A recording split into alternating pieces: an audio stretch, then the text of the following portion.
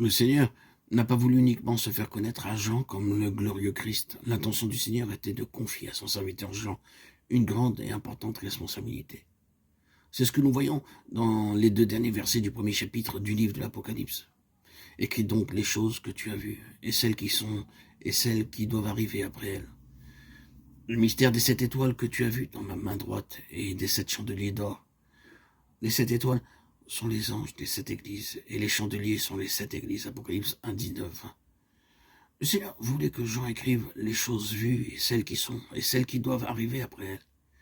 Il désirait laisser un témoignage écrit, il ordonna donc à Jean d'écrire pour compléter le témoignage de son œuvre sur terre. Les choses que tu as vues se rapportent à ce que Jean venait juste de voir. La vision du glorieux Christ. Les choses qui sont se réfèrent aux choses toujours présentes, qui englobent la période de l'Église, car le Seigneur, plus loin, déclare que les 7 étoiles sont les anges des 7 églises, et les 7 chandeliers sont les 7 églises. Le verbe « être » en grec est au présent. Il en est de même pour le verbe du verset 19. Les choses qui sont fait allusion aux choses de l'Église.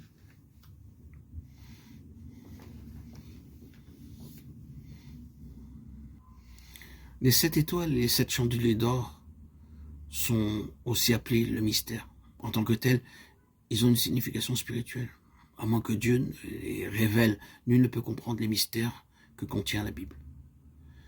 Mais par le moyen de la révélation que Dieu donne, les mystères ne sont plus des choses que l'on puisse connaître. Daniel 2, 28 et 2, 18, 23.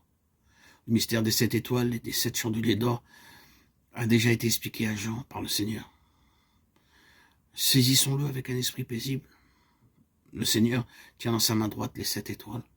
Cela montre que le Seigneur exerce une pleine autorité sur ceux qui symbolisent les lumières célestes et qui doivent exercer leur responsabilité dans l'église où ils ont été placés.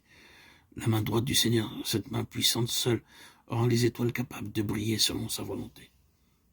C'est aussi la puissante main droite du Seigneur qui seule peut soutenir et garder ces étoiles. 7 étoiles, que représentent-elles? Le Seigneur l'explique à Jean en disant que ces 7 étoiles sont les anges des 7 églises. Qui sont donc ces anges qui sont mentionnés ici? Les commentateurs ont donné diverses explications. En premier lieu, remarquons que ce sont des anges, que ces anges ne sont pas des anges qui seraient dans le ciel, puisque ce sont des anges qui sont parmi les hommes. Jean écrit aux anges des 7 églises.